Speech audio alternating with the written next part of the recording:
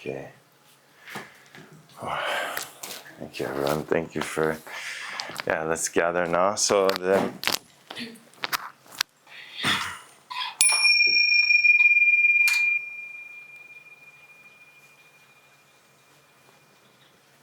maybe turn on the fans. You can turn the fans on. AC is on. And then take a moment to find your center. Again and again and again. Until it becomes a habit. To be centered, to be grounded, to be at home in yourself, not chasing something else, not chasing something in the past or the future. That it's going to be better it's over there. The idea is better over there. How is that possible? The best must be here. Life is here and now. So center yourself here and now. Focus your body, your spine, your inner rhythm. Tune with your inner rhythm. The central axis is your spine. Then you have the hips and shoulders. So if you're collapsed over, then everything is contracted. You can't breathe. You can't digest. You can't sleep. Everything. You have to open like a plant, like a flower, like a tree. So grounded in your spine, the base of your spine. You have invisible roots in the base of your spine. You have invisible roots in your feet, in your toes, in your hands, in your fingers. Then your breath. Breath is the key. Be with your breath. To breathe is to be yourself. Really, you're not breathing. Life is breathing you.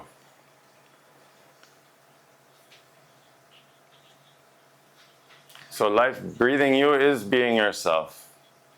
It's not some grand story about the future or the past.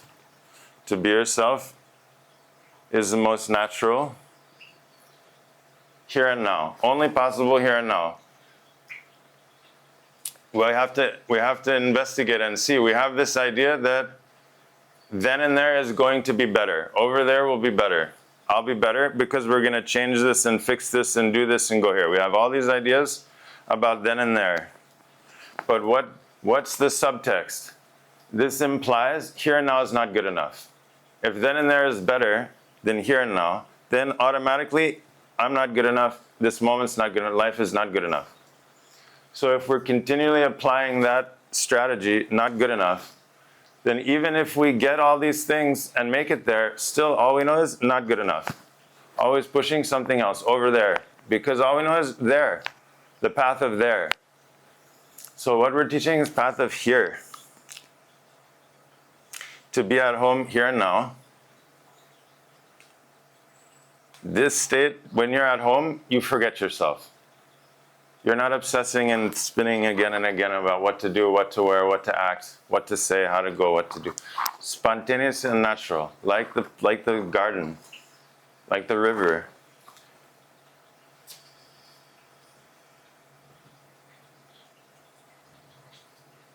To be yourself.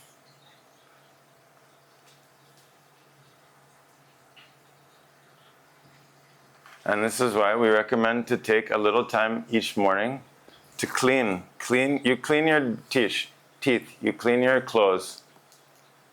But it's not enough. That's only on the surface.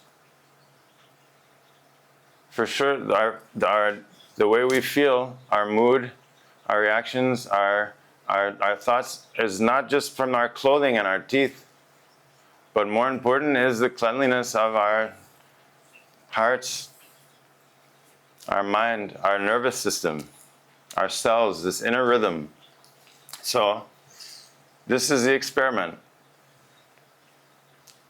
And when you have nice clothes, when you have a clean sheets, you get into a fresh bed, how nice does it feel? You feel so good. So to feel that way in yourself, to feel like in your body, in your heart, in your mind, to feel at home, at ease, grounded, here and now, not a story about then and there. We're totally in the story about then and there, in the past or future, whatever. Simply because we're out of tune. Because we're out of tune, we can't. It's uncomfortable to be present.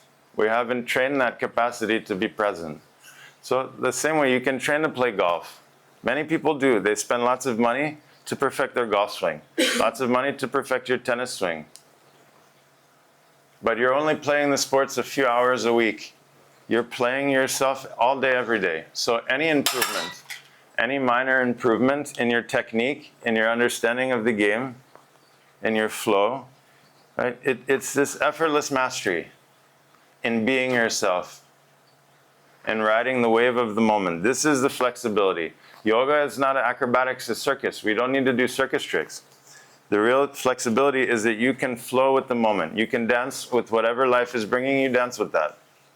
You dance with the good, you dance with the bad. You learn from the good, you learn from the bad. You learn what you want, you learn what you don't want, how to be, how to not be. Every moment. But for that you have to die every moment, then you can be born again every moment. So this is why we need the fire. The fire, like a shower. You take a shower with water, it's cleansing. Then you take the shower with yoga, it's a fire in your body, in your heart, in your mind. That fire is aliveness. Aliveness is creativity, is kindness, is love, inspiration. That is flowing from the aliveness. We can't fake it. So charge your body, heart, and mind like you water the garden. Water the garden will grow. The garden knows how to grow. You don't have to explain. In the same way, if you nourish your body, heart, and mind, the intelligence of life will spontaneously blossom within you. It's automatic. It's not even a choice. It's life.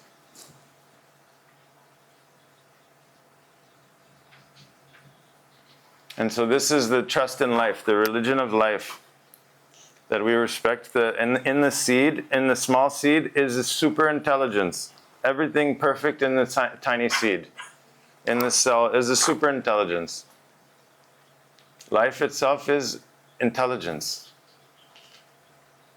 And so yoga is connecting with the natural flow of life in your nervous system, in your blood, in your hormones, in your food, in your sleep, in your connection with yourself, in your relationship to others. This is the relationship at every level. Relationship with nature, relationship with time, relationship with space, relationship with body, relationship with past, relationship with future, relationship with family, relationship with work. This is a tuning of all the relationship with life. Yoga means relationship with life, with God, with all these different levels. So there's a tuning process. And so, why are we tuning? Not to show off the practice, but to live from this place of being in tune. This is the ultimate state. This is the greatest gift, is to be in tune. To be present, to be yourself. This is the ultimate joy. No other happiness. From the things of the world, they ultimately bring a fear and disappointment, everything. Because we have misunderstanding about happiness. Right? We think happiness is getting what you want. And then you're happy. When you win, when you want something, you get it. This is not happiness. This is temporary intoxication. Like you eat sugar, you have temporary, you get excited, you get high. This is not. This is excitement. Happiness is not excitement. Happiness is not like the dopamine. Get what you want. Instead, happiness is when you don't want anything. Like when you've eaten a meal and you're full, you're content. You don't need anything. This feeling, I don't need anything. Nothing is missing. That peace that comes from not needing, not wanting anything. That peace that comes from wholeness. That stable foundation of depth and presence is happiness. The other is just a momentary high, intoxication. Like sugar, you eat sugar, then you keep eating more and more sugar, but it gets high and then it goes low. That has nothing to do with happiness. So this state, you have to cultivate. If you want flowers in your garden, you have to plant them. You have to take care of your garden. So you clean your body, heart, and mind every day. You don't have to understand it even. Because life understands. Life knows what to do. Your heart knows what to do. Your cells, your enzymes, no? You go to sleep, everything is functioning perfectly. No matter what stories or ideas we have. Life is totally super intelligence at every level. And so we're simply working with that instead of working against it. Instead of fighting with life, fighting with ourselves, fighting with life, we are tapping into that flow and this self-mastery, effortless mastery. Like the sports player, they make the great gymnasts make it look effortless. The great musicians look effortless. So to be effortlessly yourself, to be grounded in yourself here and now, right? But we have to see, we have to shift because we've been sold the idea that the right way is over there. The goal is over there. My best self is over there. There's something, and so inevitably we're making ourselves wrong now, unknowingly. If the goal is over there, then now is incorrect. Now is not good enough. Now is inferior. But life is here and now. Life is not over there. So we have to, at all costs, we must come home here and now. So to be at home here and now, you have to tune your body, heart, and mind. Clean your body, heart, and mind.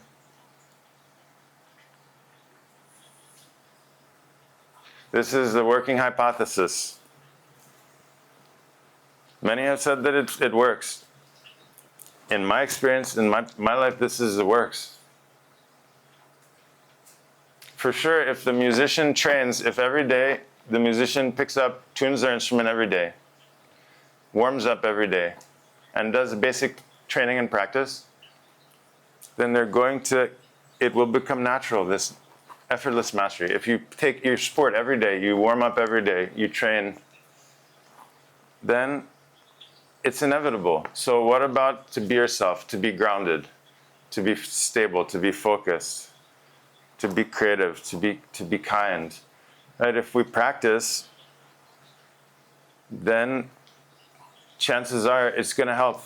It's going to work. You have to see. It's an experiment. You have to take like an experiment, like a scientist. That's why we recommend 100-day challenge. Do the same thing every day for 100 days. Ideally the same time. First thing in the morning. Wake up, before eating, before talking, before going online. Clean your body, heart, and mind. Awaken your body, heart, and mind.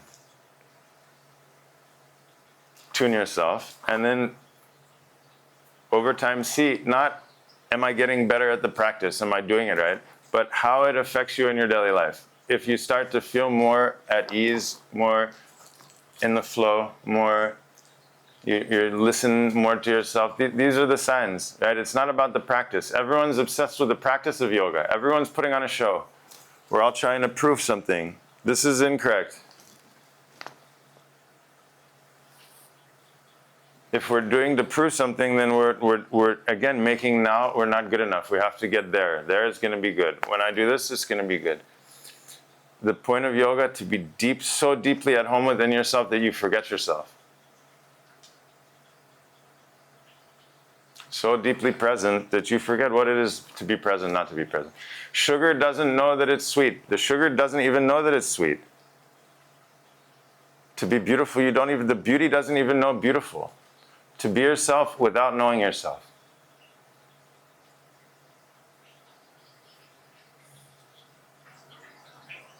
Our whole life we've been training to be someone else who we're supposed to be, who they said, all these goals, everything imposed on us. This they call education. These Disney stories, all these stories are supposed to be like this, and this works out, and this one does this, and everything. We have to clean that all out. Every moment we question ourselves, oh, should I do this or that? Also it happens, I saw very clearly about a year ago, when we were young, our parents, when we weren't hungry, if it's time to eat, we're forced to eat. I don't feel hunger, but they're forcing me. So I don't trust my own signal. I'm not tired, but they force me to go to sleep. So then all of a sudden I learn, and they give me negative feedback if I listen to my own signals. And so I realize, to please the other person, I do what they tell me in sleeping, eating, and going to the toilet. These basic functions of life. We were taught not to trust our own internal signal from very young, infancy stage. Some cultures, they don't do this. In Cambodia, in the village where I was for many years, they allow the child to be in its own rhythm. And so it's a different nervous system. But we have this very deep ingrained response to not trust ourselves, not listen to ourselves, not to ignore ourselves. And so this is why this practice is listening practice. Listen, to be in tune with yourself. Start with that, and then everything will come from that. If you can tune the deepest level, then all the other levels will come into tune. So that's what we're working with. Otherwise, you spend a whole life digging through the mind in the past. You'll never finish. Every day, so many more problems. You can't do it. So instead, just tune your body, heart, and mind. This is the path of yoga. We have some questions? Let's see.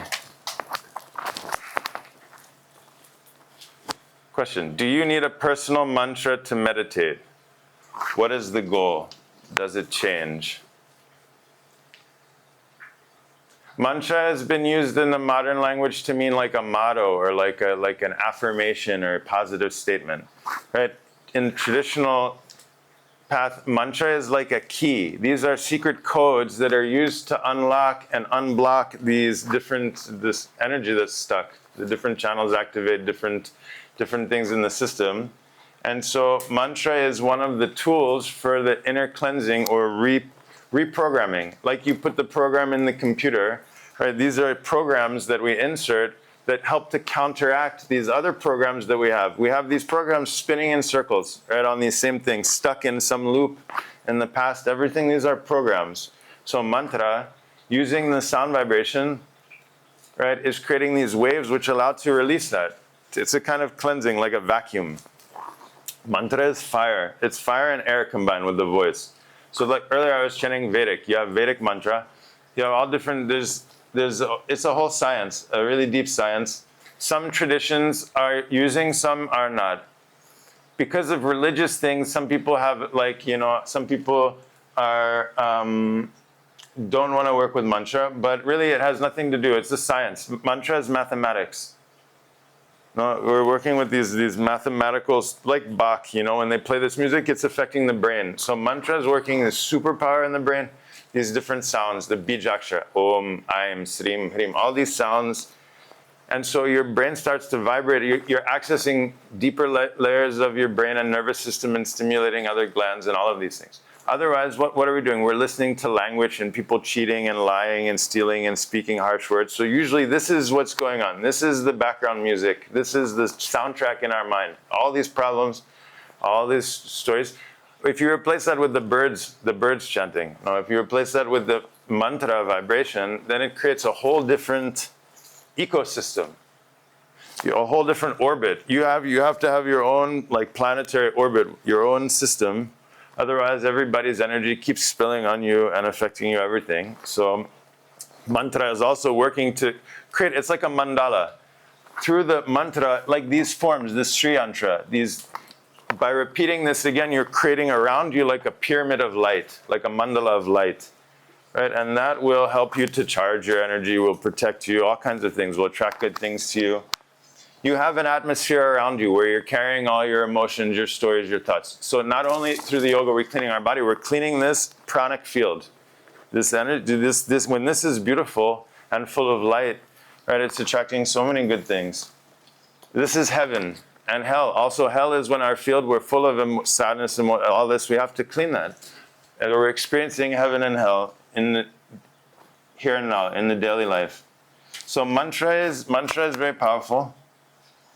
Tomorrow I'll teach a couple simple mantras, just a few sounds. What is the goal? The goal is dissolve a mind. Right? Our mind is continually addicted, like on candy, like a child on candy. We're continually just grabbing onto sense objects, information, spinning out past and everything. And so you need to give it something to chew on. So like a chew toy. So by repeating the mantra again and again, the mind, instead of going out in this erratic, frantic pattern, starts to spin in a loop, in a harmonious loop, and then it creates this beautiful, energy field. And so this can help with the practice of meditation, or to go deeper into the stillness. Some teachers, like in this Advaita Ramana, says follow the place to where the sound comes from. Find where the sound emerges from and be in that place. Trace the sound back to the source of the sound. Right? This is like a koan. You can't do it. But you stay there on the edge in that place where you can't do it, you can't not do it. And so it's the mind becomes suspended.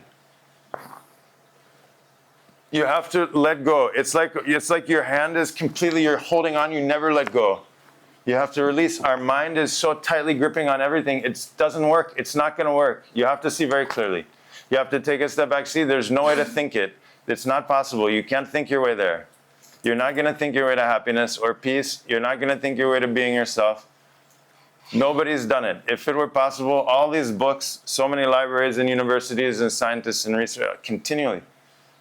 Endless words and talking, and it's never been enough. It's never finished. It's never worked. So we have to see, it's not through the mind that we're going to arrive. It's not through the mind that you're going to find happiness. So if you relax the mind, then you can be present in that the experience of presence itself is happiness, is love. To be present is love. Then when you're in the garden, the river flowing is love. The sun shining is love. The tree growing is love. It's not separate. The flower blossoming is love. Oh, you being yourself, this is also expression of love. But it's not an object. It's not a person. And it's not over there, for sure. We have to see, it's impossible. Life is not over there. It's impossible to get there. Wherever you are will be here. So learn to be here. Try it out. Right? Our whole life we've been told it's over there. The goal's over there. Just keep going, a little farther, just around the corner. But no one's arrived. How to be less perfectionist.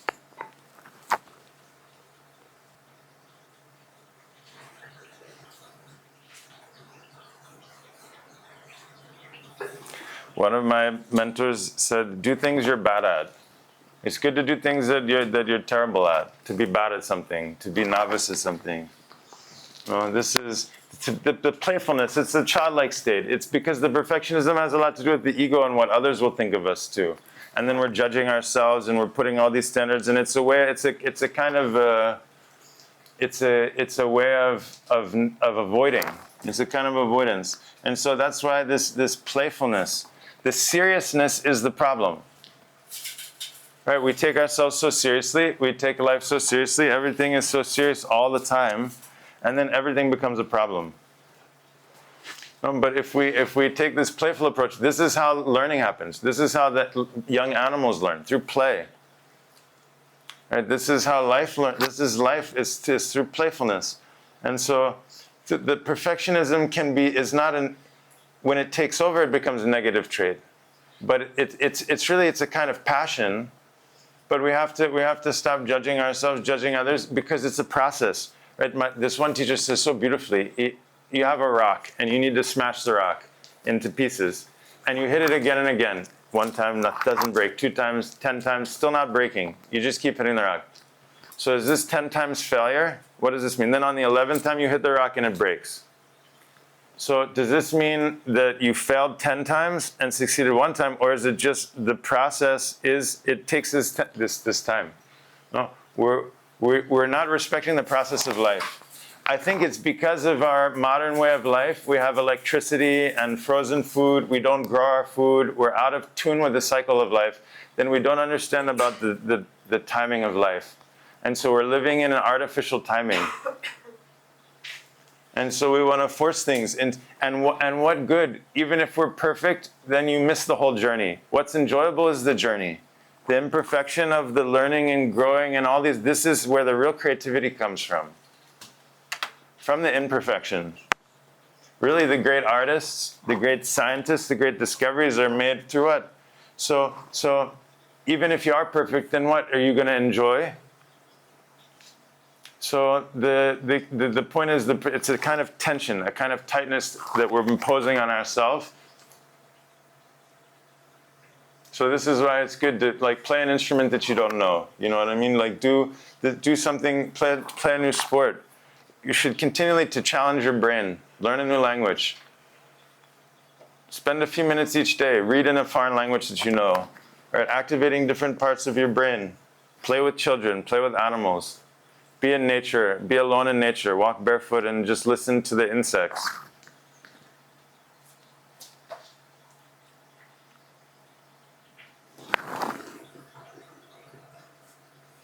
And take the good from take the passion from the perfectionism, but don't take don't take the rules, don't take the tightness, don't take the ego. Question. We talk about letting go of the past, be present, and all will be well. But a part of me feels conflicted with this notion because while I conceptually understand this, I also feel as though meditation and presence can be used as an escapism, just like our other codependencies. Our past has made us who we are. How can we practice presence without running from our past? Yeah, very good. So every day you eat food. Do you remember what you ate 3 weeks ago for breakfast? Or what you ate 5 months ago, 3 weeks ago for dinner? Was it good? Was it bad? No, you eat the food, immediately you digest it, and most of the food you eat is waste. 95% of the food is waste. You have to remove it. The essence you keep, it becomes you. How can you remember that? Imagine you have to remember everything you've ate all the time. You always remember some meal, a great meal, and every meal you compare it to that meal. It's never as good as that meal. Always remembering that one meal. You eat, you have to forget it. Then you can eat the next meal you can enjoy. In the same way, and you have to digest immediately. Whatever happens in life, you digest it immediately, you keep the essence. Most of it is waste, you get rid of it. It's part of you, it already is you. You don't have to parade it around. You don't have to put the trophy, you don't have to worship it or anything. Life, all of life is, every moment life is fully digested and is reborn. You have to digest the food. The problem is the digestion. You can't keep it. Imagine you have to hold on to all the food you've ever eaten. You can never forget that meal. Imagine how many meals you've eaten. So every day, all day, we're having different interactions, experiences, whatever, the good meal, the bad meal, you have to digest it. Then that is turned in, that it's part of you. It's not separate from you, but you don't need to make an identity. If you make an identity, then it's a trap. Whatever story, I'm sad, I'm this, I'm that, that's one tiny fragment of the infinity. You're an infinite mystery. So the risk is that we get stuck in some story and we're attached to that. Our identity then is in that thing. And generally, it's all the negative things that people keep around from the past. We keep closest, all the trash, all the stuff. We're swimming in that. So what it's. If you have good digestion, some people have very good digestion. Whatever they eat, they're able to digest that. So we need the same. We need digestion for our emotions and thoughts, for our life experience. Then immediately we extract, because it's not all going to be, it can't all be good. But we don't want to get stuck in the whole thing it's like getting stuck in the mud for ages. No, you take what's needed. You take what's needed, you let go of the rest. But if or you live in the past, whichever works, really. That's why you have to experiment and see, not just as a concept, but as an experience, direct experience. Because really, if anything, the only way we can honor the past is by living radically in the present, right? We can transform. The life is now. It's like you're always talking about the last game and thinking about that last game or the next game. But the game is happening now. Imagine, you're going to get smacked in the head if you're in the middle of the play, the game is happening, but you're thinking about you're stuck in that game from 2 years ago, or 2 weeks ago, or whatever. Or you're worried about the next game. In the moment, you have to be, this is what we mean in the moment, in the flow. Of course, there will arise times where we reflect and we digest and like that, but it's not living in that. It's not continuously building the identity and story based on the past or the future. But that one is grounded primarily in the present moment. Of course, that's support and structure. But right now, we're predominantly living in the past and the future and in identity.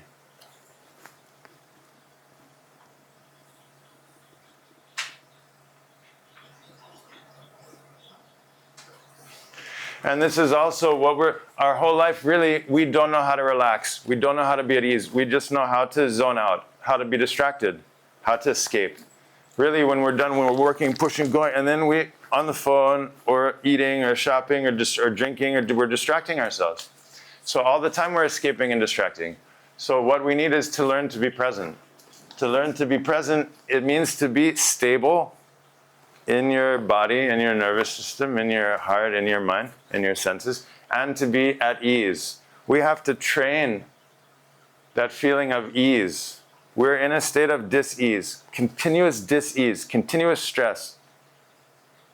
And then we escape from that with some distraction, with eating, with phone, with thinking sex, all these things. We're distracting from that dis-ease. And so we have to establish that state of ease in your cells. It can't be a rule in your mind, oh, I have to be easy, I have to be relaxed. You have to train it so it's automatic in your glands, in your hormones, in your chemistry.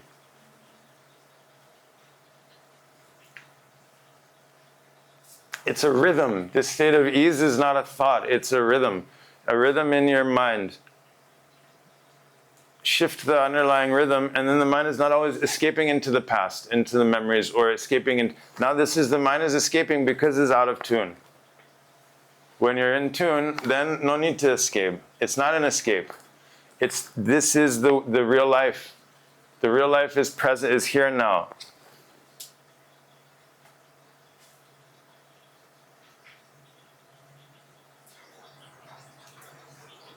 This is the hypothesis. You have to see, you have to investigate.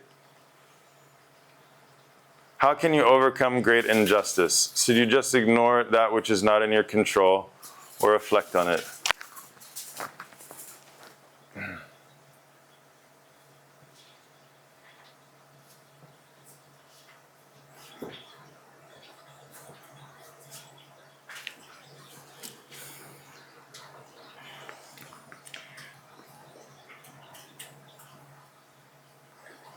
Yes.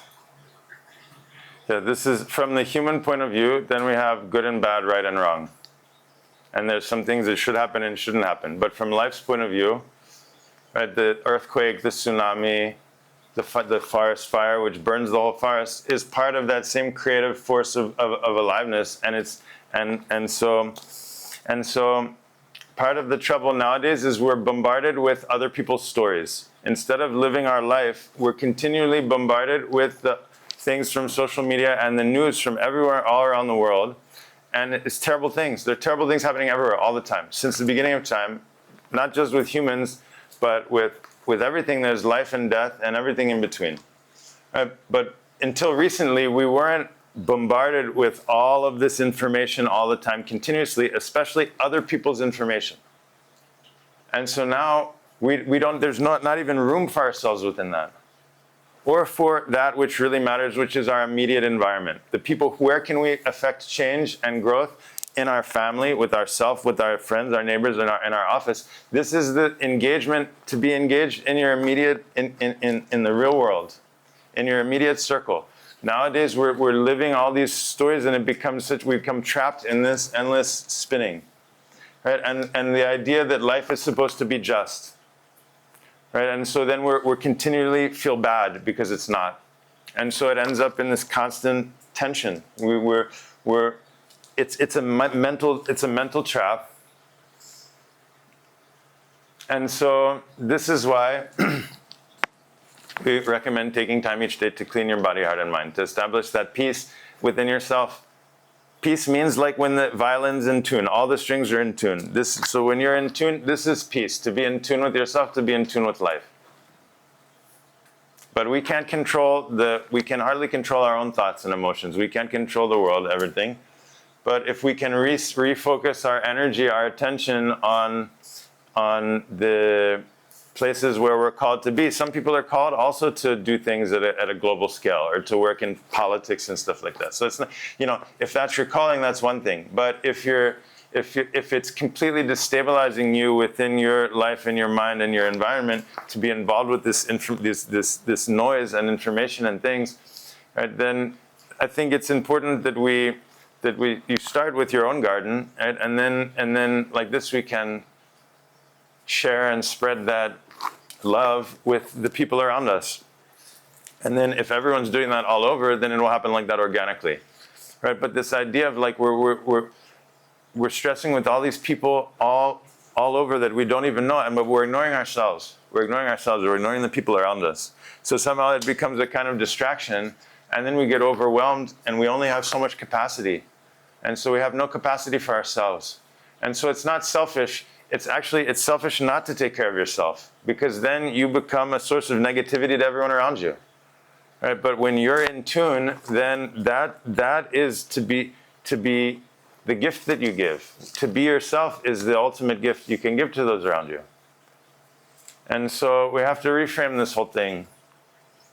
No, there are terrible things happening everywhere, but there are also beautiful things too. And we're not going to see that in the media and social and the news. We see that in the little moments. These little moments that we share. This is why community is so important.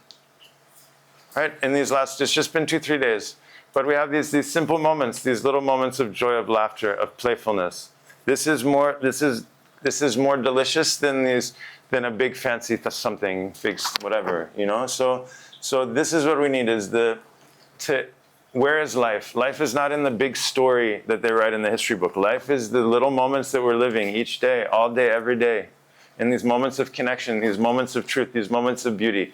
Small moment of connection can be more powerful than years in some story or relationship or something. In one moment, right, you can unlock your heart, and you can touch the depths of the beauty or peace or something like this. So this is where the real richness is, the real justice. Because even if it's what we say that it's this the world is like a spinning, is dancing, is a war. Right? But this is the difference between dancing or fighting. Right? And it starts within us. Right? Normally we're fighting with ourselves, fighting with how we should be or what we did or the past or something. So we have to start by dancing within ourselves, and then it becomes a dance with life, a celebration. Advice: making time for your practice with a partner or family who requires attention or not interested in joining. So the practice should be done at home. The same, like you brush your teeth at home, you take a shower at home. This is a personal thing, right? To be in a yoga studio with a bunch of people trying to keep up what's coming next, inevitably you compare yourself or whatever. Right? This is not ideal space to be deeply grounded, rooted, and present within yourself. And so you set up a simple practice you can do every day, and you set up a nice space in your home, a nice corner. You have a mat or a small altar or a nice place in nature, and you have a fixed thing you do every day. So you don't have to figure out what should I do. I don't know. Maybe this. Maybe later. You have a core practice: 5 to 8 postures, 3 breathings, fixed meditation. Use a timer. Put your timer. Meditation 10 minutes, put 10 minutes. Then 12 minutes, put 12 minutes. For the breathing, put 1 minute or 1.5 minutes, 2 minutes, and do your practice. And then it's done. If you have extra time, you can always do more. Right? But the key is you have a core practice you can do. And best thing is first thing in the morning. So get up early before everyone. This is the best time. Early morning, you have all these hours where everyone's sleeping. This is the time to awaken, to tune, to be in nature. Then you start the day like inspired, alive. Otherwise, we start the day so heavy and dragging ourselves and then into forcing ourselves all these responsibilities that don't really matter. Right? And so the best, and like taking a shower. In the morning, you take a shower. You feel alive. So this is a kind of extension of that shower. But it's at the level of your cells, of your nervous system, your blood, your organs. Also, at the end of the day, it's good to take a shower because you have all the dust and everything. So the same, you can do a practice in the evening, even a short practice, 10 minutes. Sun salutation 1 time or 2 times, breathing for 2 minutes, and then sit for like 6 minutes. That's 10 minutes. But what it will do, it's like cleaning. It's like you wash your clothes. You take a rinse, and then you have better sleep, and then you wake up, your nervous system, you do your morning practice, and it works like that, like taking a shower in the morning and evening.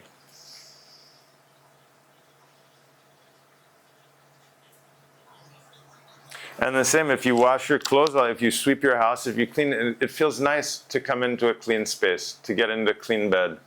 So the same way, you want to feel that nice to be in yourself. Super nice. Super nice to be at home in yourself. Not judging yourself or the not good enough or the past. Not even, the thought doesn't even come, it doesn't even come near you. Because you're so at home, it's at this, in your cells, in your breath, in your inner rhythm. You've trained, you're at home in yourself. How can that thought come? Because you experienced, you have the direct experience of being at home in yourself, to be yourself. So that thought has no meaning. I am a sensitive soul and feel the energy around me very sensitively, and it can affect my energy. How can I stop or control that? Yeah. Like each planet has its own gravitational field. We have our own orbit, and we can strengthen that. We can strengthen that so that we're not taking on other people's energy, and we can clean that. We have to clean it. The same way you comb your hair, you have to clean through and make it luminous. Right? And if all of the old emotions and thoughts were swimming in that, then it becomes very heavy. And so, there are practices through, the daily practice, of course. And then there are things like gemstones, precious metals. We have different seeds and different things that you can wear, right? Which also serve, like in the electromagnetic field, which are balancing or tuning. Also clothing. I think clothing is really important. Nowadays, our clothing is mostly toxic. We're poisoning ourselves with chemicals and artificial dye and all these things. And so, as much as possible, natural fibers or colors, that resonate with you. The clothing as well can affect the way that we feel. And then taking time to be grounded, really establishing that feeling of what it means to be grounded, and knowing, like some people need to spend some time in nature every day or every couple of days to take a walk in nature, right? Things like laughter yoga, like we had last night. Laughing is going to heal and clean your energetic field, 100%. Laughing. Also crying. Crying is really, crying has a bad rap, and everyone thinks crying is, we have to apologize, and also the crying is only for sad. But I had a big lesson about a year ago when every time I was teaching, I would start crying, and because there's tears of beauty, tears of truth, tears of joy, tears of connection. There's so many tears. So tears is really like water for the garden. It's a kind of aliveness. There are tears of sadness also, but there's an aliveness, and so we have to be able to cry, to laugh. This is so deeply healing for your nervous system, for your heart, for your soul. Right? It's to be alive. We've been taught to apologize for being ourselves, to apologize for being real, and we have all these stories of who we think we're supposed to be. It's never going to work. You have to understand very clearly. It doesn't work for anyone. Everyone's miserable. The famous people, the rich people, the powerful people, the beautiful people. Right? If it worked, then it would have worked. And so, if we're disconnected from ourselves, no matter what we have, it's going to be tasteless. So start with be connected with yourself. Then even you don't have anything, it's still delicious just to be at home in yourself, just to be in the garden. So this is what we say in yoga. They told us the goal is over there. If we achieve success, then it will be happy. But what the yogis say is, it's not over there. The goal is here and now. Learn to be present. Through this presence, life itself is the journey. The goal is here and now. It's not over there. How do I know if trauma is still stored in my body?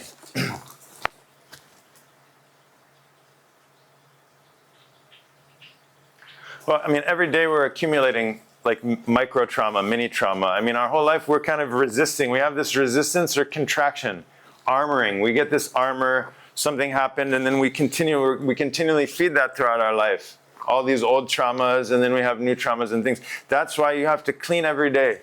That's why we say we don't know what dust. You have to wash your clothes every day. You don't know what dirty is coming or what. You have to clean your heart every day. Even it was like, oh, this was a good day. You have to clean the good out too. You have to clean the good and the bad. You have to clean your mind every day. You have to clean your body every day. Then eventually you feel very light. Like a sports player, when you're well trained and you get on the field, you're just in the zone. You get in the zone. So you feel that lightness in your body. You wake up, you feel light, alive. You feel lightness in your heart. Instead of this heaviness and spinning and stuck, you feel light, and you feel lightness in your mind. This is a sign that you're in tune, in balance. But don't worry about the trauma. It's not focused on the trauma. It's focused on being in tune. Recognize being in tune, the trauma will go by itself. Don't make it about the trauma.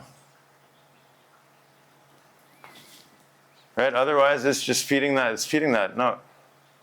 The question should be, how do I know if I'm in tuned? How do I know if I'm in tune? When you're in tune, the trauma, there's no question about the trauma then.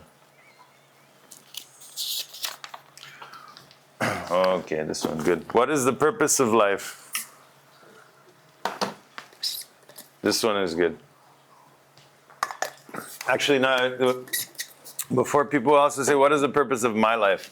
And then I looked very carefully, and it's clear that actually I don't have a life. Right? There's no me that has a life. Life has a me.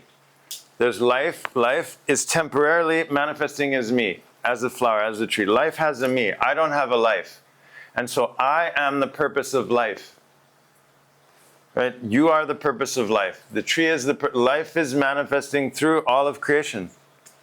There's no entity that exists that has a life that's something. Life, this infinite flow of energy and existence, has a me. And so I am the purpose of life. It's not that my life has a purpose. So every moment I'm living that purpose. But it's not my purpose. It's life's purpose. This isn't my story. Look around. What a me. We're like little ants running around here. We're like little cells in the infinite body of the universe. It's not about me. That's the trip. This is what we have to see. It's not about me. There's no like ultimate answer and I found my purpose and that's it. You have to live it every day. You're living it every day, every interaction. Every person you talk to is your soulmate. This is soul connection. This is the purpose of life is unfolding in this moment to moment, and it's happening now. It's not like this thing hidden in some cave over somewhere else. It's not a big secret. You're living it, you're dancing that each moment. And it's not even, and the key is also, it's not my life. It's not about me. There's no me. Right? There's life that temporarily has a me. But the me is not the focus. The focus is life. Does letting go mean forgiving people who have hurt me and moving on with them? Or stop holding on to the friendship we had and letting them go?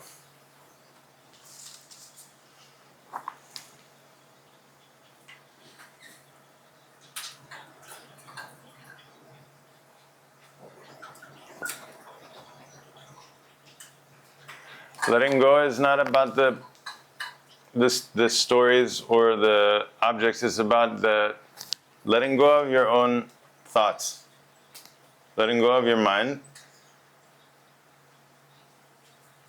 Because we're the ones, when we're holding on to something, we're hurting ourselves with that.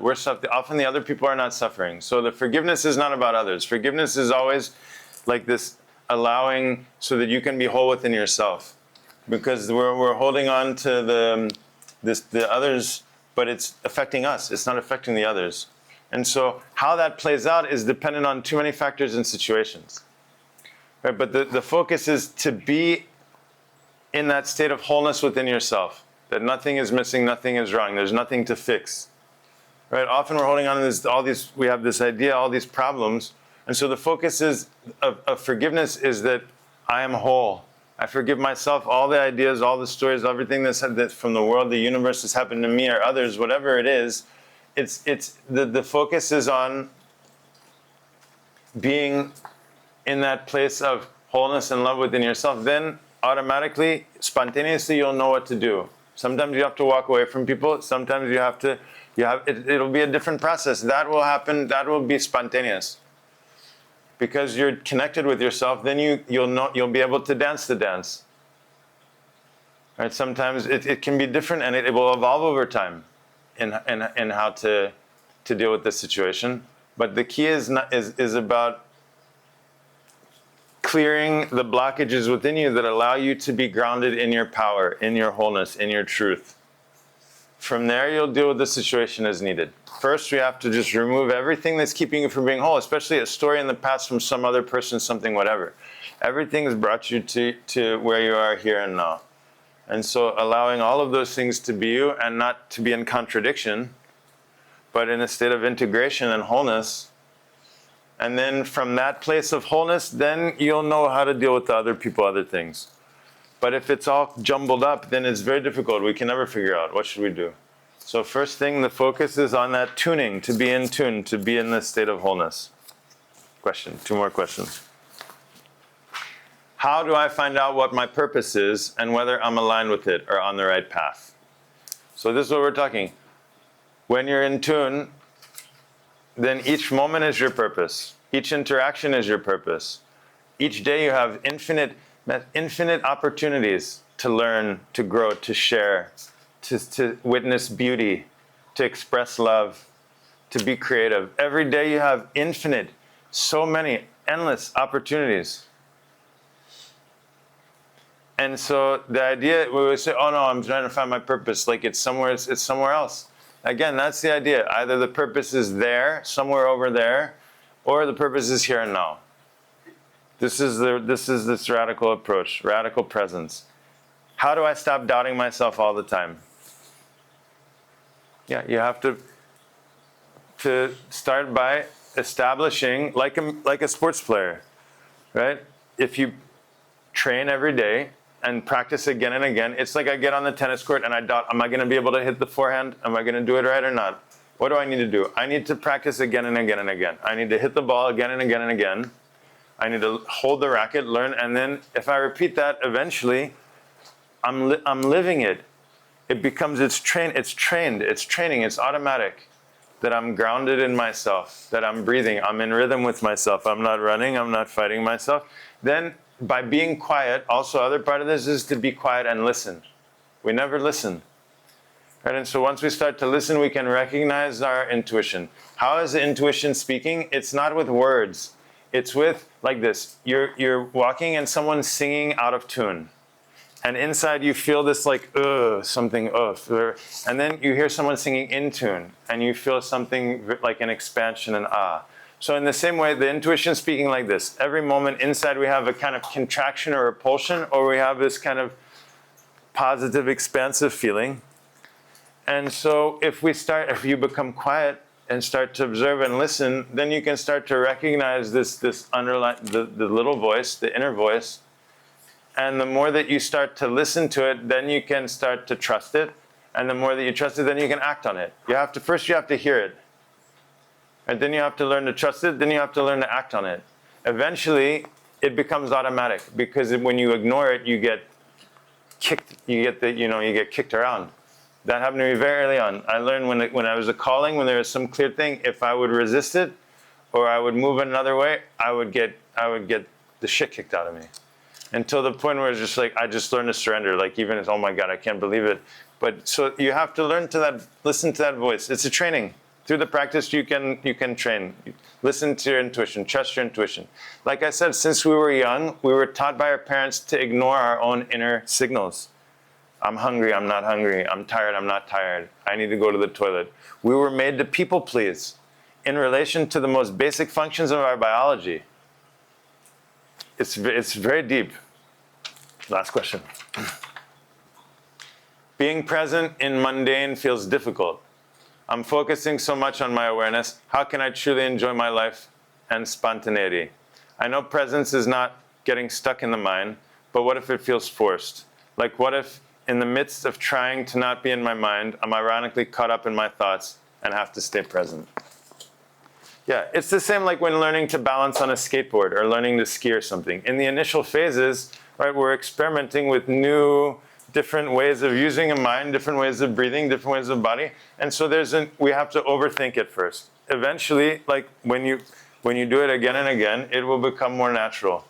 And so, at first, in order to undo the patterns that we have and learn to be present, it requires effort. Right? Same like playing a sport or playing a musical instrument. But the idea is that with time it becomes effortless, that effortless mastery. Like a child, right? The high state is the state of a child. Right? This is the state of presence and awareness. In the moment, in the flow, letting go. That's how you let go.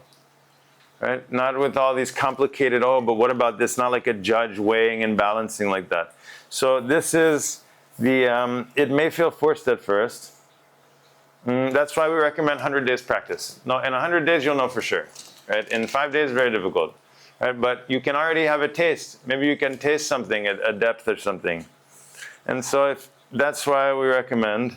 But to be present, it's like when you're playing a sport. When they blow the whistle, there's a certain type of focus that you have. Like, oh, it's now. Like life is now. So it's bringing that life is now into every moment. Right? In order to do that, you have to be in shape. Otherwise, it'd be very, very difficult. Right? And so that's what we're saying. Like, oftentimes we're just waiting for the weekend or waiting for the holiday. It's like life is over there somewhere, and we're just pushing through the moments.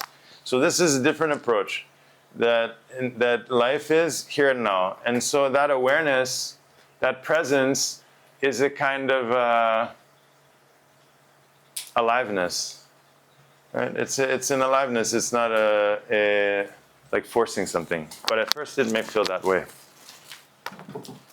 Okay, super. Okay, enough words. None of the words matter.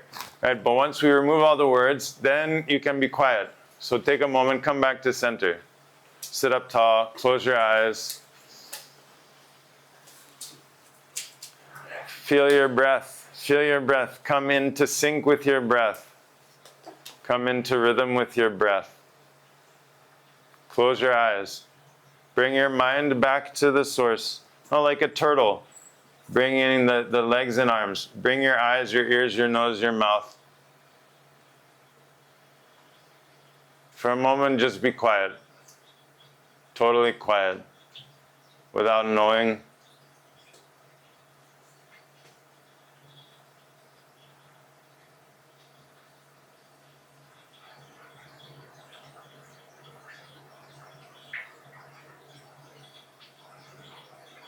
Make your breath very fine.